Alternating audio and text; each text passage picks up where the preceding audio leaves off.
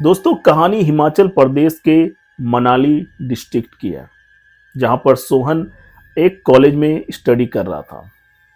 सोहन रहने वाला दिल्ली का था, लेकिन स्टडी के लिए वो मनाली गया हुआ था। मनाली के एक कॉलेज में वो स्टडी कर रहा था। सोहन पढ़ने में काफ़ी अच्छा था और हमेशा अपने कॉलेज में टॉप करता था। सोहन का पूरा परिवार दिल्ली में रहता था, इसलिए छुट्टियों में सोहन दिल्ली चला आता और छुट्टियां खत्म होते ही फिर से वो मनाली आ जाया करता था। सोहन के लिमिटेड फ्रेंड्स थे।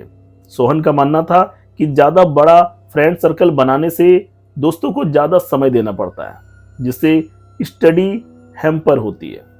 इसलिए सोहन ज़्यादा बड़ा सर्कल नहीं बनाता था, क्योंकि सोहन का जो मकसद था मनाली में केवल स्टडी करने का था, क्योंकि सोहन को फ्यूचर में कुछ बड़ा करना था।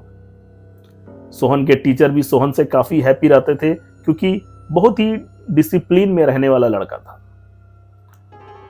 सोहन के फ्रेंड्स अगर सोहन से कहते कि सोहन आज कहीं आउटिंग के लिए चलते हैं, कहीं घूमने के लिए चलते हैं, सोहन मना कर देता, क्योंकि सोहन को स्टडी करना होता था।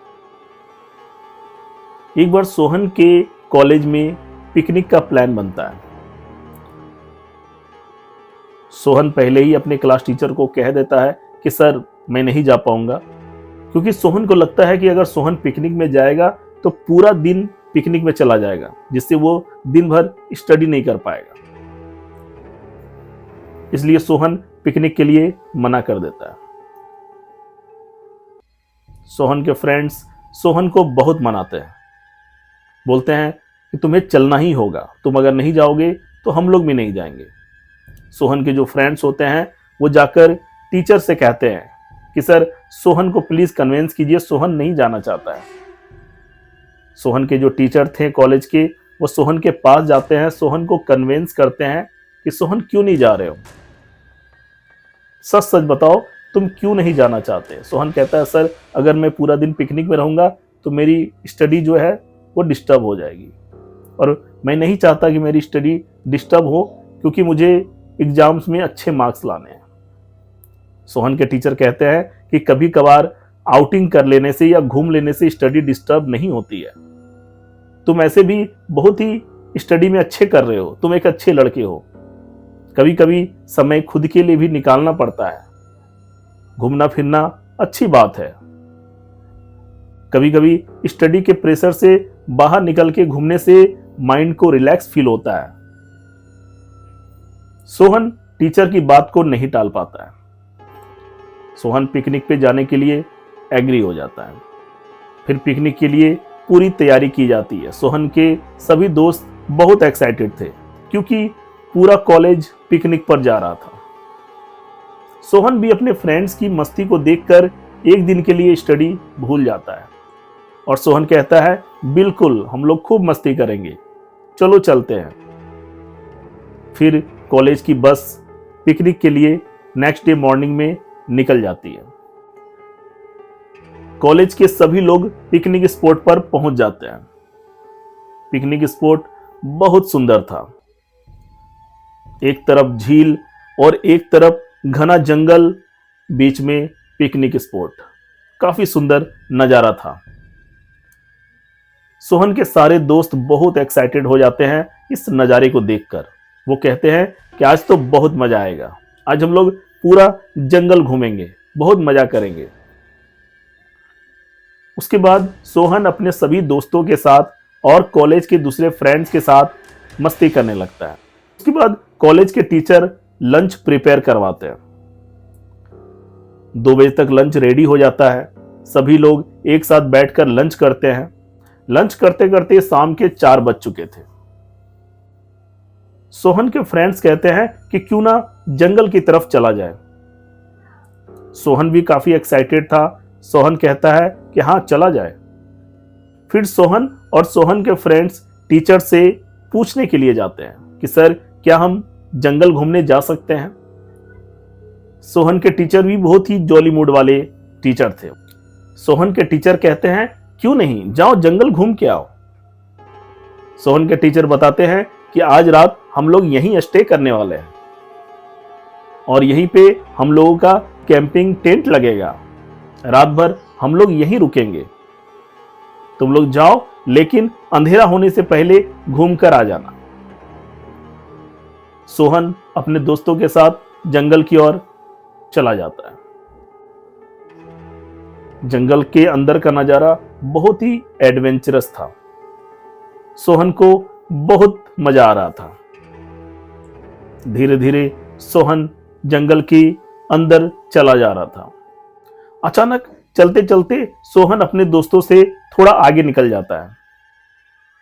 सोहन के दोस्त पीछे से आवाज लगाते हैं, सोहन। सोहन भी आवाज लगाता है, हाँ मैं आगे आगे चल रहा हूं, तुम लोग मेरे पीछे आओ। लेकिन धीरे धीरे सोहन बहुत आगे निकल चुका था। जब वो पीछे मुड़कर देखता है तो तीनों दोस्त नजर नहीं आते हैं। सोहन जोर जोर से तीनों दोस्तों को आवाज लगाता है, लेकिन कहीं से कोई रिप्लाई नहीं आता है, क्योंकि सोहन की आवाज अब तीनों दोस्त नहीं सुन पा रहे थे। जंगल में तीनों दोस्त और सोहन अलग अलग हो चुके थे, भटक चुके थे। सोहन को डर लगने लगता है। सोहन सोचता है कि अब मैं अकेले कैसे अपने कैंपिंग टेंट तक पहुंचूंगा, क्योंकि सोहन अपने तीनों फ्रेंड्स को नहीं खोज पा रहा था, किस तरफ वो चले गए थे। तीनों फ्रेंड्स भी सोहन को खोज रहे थे, लेकिन वो सोहन को नहीं खोज पा रहे थे, क्योंकि सोहन अलग दिशा में निकल गया था। उसके बाद अचानक बारिश शुरू हो जाती है। सोहन बारिश से बचने के लिए भागने लगता है। भागते भागते सोहन को दूर एक घर नजर आता है। सोहन सोचता है कि तेजी से मैं इस घर के अंदर चला जाता हूं, जिससे मैं बारिश से बच जाऊंगा। सोहन तेजी से दौड़ लगाता है। जब उस घर के पास पहुंचता है तो देखता है कि वो एक अस्पताल है। सोहन सोचता है कि जंगल में अस्पताल कैसे है, लेकिन क्योंकि सोहन पूरी तरह से भीग चुका था, वो अपने आप को बचाने के लिए उस अस्पताल के अंदर चला जाता है। सोहन अस्पताल के अंदर घुस जाता है और अपने आप को बचाने के लिए वो गेट के पास खड़ा हो जाता है। क्योंकि सोहन पूरा भीग चुका था, सोहन बार बार छींक रहा था। तभी एक नर्स सोहन के पास आती है और कहती है कि तुम्हें शायद सर्दी लग गई है, तुम शायद पानी में बुरी तरह से भीग चुके हो। सोहन कहता है कि मैं अपने कॉलेज फ्रेंड्स के साथ पिकनिक के लिए आया हुआ हूं, लेकिन मैं रास्ता भटक के यहां पहुंच गया। नर्स कहती है कोई बात नहीं, तुम्हें सर्दी लग गई है, तुम पास वाले केबिन में डॉक्टर साहब बैठे हुए हैं, जाकर अपना इलाज करवा लो। सोहन कहता है ठीक है, लेकिन मुझे पर्चा कटवाने के लिए कहां जाना होगा। नर्स कहती है कि इस अस्पताल में कोई पर्चा कटवाने की जरूरत नहीं है, इस अस्पताल में फ्री में इलाज किया जाता है। सोहन को बड़ा अजीब लगता है, फिर भी सोहन उस डॉक्टर के केबिन की तरफ बढ़ जाता है। सोहन देखता है डॉक्टर के केबिन के पहले बहुत सारे पेशेंट्स के भी रूम बने हुए थे, जहां पर पेशेंट्स लेटे हुए थे और उनका इलाज चल रहा था। धीरे धीरे सोहन डॉक्टर के केबिन के पास पहुंचता है। सोहन देखता है कि डॉक्टर साहब अपने केबिन में बैठे हुए हैं। सोहन केबिन के अंदर जाता है और डॉक्टर से कहता है कि मैं पानी में भीग गया हूं, जिसकी वजह से मुझे सर्दी लग गई है। डॉक्टर साहब सोहन को चेक करते हैं और कहते हैं कि तुम्हें तो सीरियस फ्लू है, तुम्हें एडमिट करना होगा। तभी दो कंपाउंडर केबिन में आ जाते हैं और सोहन को पकड़कर ले जाते हैं और एक रूम के बेड में लेटा दिया जाता है। सोहन कुछ समझ नहीं पा रहा था। थोड़ी देर में नर्स सोहन के पास आती है और सूखे हुए कपड़े देती है और कहती है इसे चेंज कर लो, और बाथरूम की तरफ इशारा करती है। सोहन उठता है, बाथरूम की तरफ जाता है और कपड़े चेंज कर लेता है, क्योंकि सोहन के कपड़े बहुत बुरी तरह भीग चुके थे। फिर सोहन आकर अपनी बेड पर बैठ जाता है। सोहन को सब कुछ बहुत अजीब लग रहा था। थोड़ी देर में नर्स आती है और सोहन को दवा देती है, कहती है इस दवा को खा लो, तुम बिल्कुल ठीक हो जाओगे। तभी सोहन की नजर दाहिने साइड की दीवार पर पड़ती है। सोहन देखता है कि दीवार पर एक बड़ा सा मिरर लगा हुआ है और उस मिरर में नर्स नहीं दिख रही है। सोहन अपने आप को उस मिरर पे देख पा रहा था, लेकिन नर्स जो सोहन को दवा दे रही थी वो उस मिरर में नहीं दिख रही थी। सोहन को कुछ भी समझ में नहीं आ रहा था कि ये क्या हो रहा है। सोहन कहता है पहले तो मेरी छोटी सी सर्दी के लिए मुझे एडमिट कर दिया गया है और ये नर्स मिरर में नजर क्यों नहीं आ रही है। सोहन काफी डर चुका था। तभी वो नर्स वहां से चली जाती है। सोहन सोचता है कि मुझे डॉक्टर साहब को ये बात बतानी चाहिए।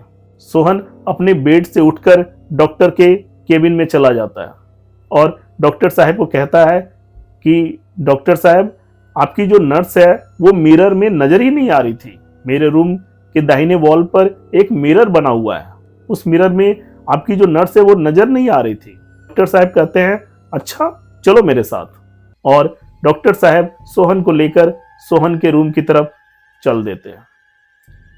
दोनों रूम के पास पहुंचते हैं। डॉक्टर साहब मिरर के पास जाते हैं और कहते हैं इसी मिरर में वो नर्स नजर नहीं आ रही थी। सोहन कहता है जी हां। तभी सोहन देखता है कि वो डॉक्टर भी उस मिरर में नजर नहीं आ रहा था। सोहन की हालत बहुत खराब हो चुकी थी। सोहन को कुछ भी समझ में नहीं आ रहा था। तभी हॉस्पिटल के और दूसरे स्टाफ सोहन के रूम के अंदर आ जाते हैं और कहते हैं देखो तो मैं इस मिरर में नजर आ रहा हूं। फिर एक और नर्स मिरर के सामने आती है और कहती है देखो तो मैं नजर आ रही हूं। फिर एक पेशेंट मिरर के सामने आता है और कहता है देखो तो मैं नजर आ रहा हूं। कोई भी पेशेंट, कोई भी नर्स उस मिरर में नजर नहीं आ रही थी। यह देखकर सोहन की रूह कांप जाती है। सोहन को समझ में नहीं आ रहा था कि सोहन के साथ क्या हो रहा है। सोहन बहुत बुरी तरह से डर जाता है। डर के सोहन का पूरा शरीर कांपने लगता है और सोहन गिरकर बेहोश हो जाता है। इसके बाद सुबह में सोहन को फील होता है कि मेरे चेहरे पे कोई पानी की छींटें मार रहा है। सोहन का आंख खुलता है। सोहन देखता है कि उसके तीनों फ्रेंड्स और टीचर सोहन के सामने खड़े हैं और सोहन अगल बगल देखता है कि वो एक बहुत ही पुराने खंडहर के अंदर गिरा हुआ है। बहुत ही पुराना खंडहर की छत भी नहीं थी। चारों तरफ जाले और पेड़ पौधे ही लगे हुए थे। सोहन उठता है। सोहन के फ्रेंड्स कहते हैं कि सोहन तुम यहां पर बेहोश कैसे पड़े हो। सोहन कहता है मैं कहां हूं। सोहन के फ्रेंड्स कहते हैं कि तुम यहां पर बेहोश पड़े थे, रात भर से हम लोग तुम्हें खोज रहे हैं। फिर सारे फ्रेंड्स सोहन को उठाकर पिकनिक स्पॉट के पास ले जाते हैं। उसके बाद सोहन सारी रात की बात अपने फ्रेंड्स और टीचर को बताता है। तभी कॉलेज के सारे फ्रेंड्स और टीचर को यह बात पता चल जाती है। पूरा कॉलेज जिस बस में पिकनिक स्पॉट पर आया था उसका जो ड्राइवर था वो सोहन के पास आता है और सभी को बताता है कि एक्चुअल में वो जो प्लेस है जहां पर तुम मिले थे वो एक हॉस्पिटल हुआ करता था बहुत साल पहले। लेकिन उस हॉस्पिटल में टेररिस्टों ने बम से हमला किया था, जिसकी वजह से वो हॉस्पिटल एक ही रात में शमशान में तब्दील हो गया था। सारे लोग जो भी उस हॉस्पिटल के अंदर थे मारे गए थे, जिसके बाद से वो जगह हॉन्टेड हो चुकी है और वहां पर आज भी रात के समय में नर्सेस, डॉक्टर्स, पेशेंट्स दिखाई देते हैं। भगवान का लाख लाख शुक्रिया है कि तुम बच गए। तो दोस्तों, ये कहानी आपको कैसी लगी एक कमेंट के माध्यम से जरूर बताएं। Thank you.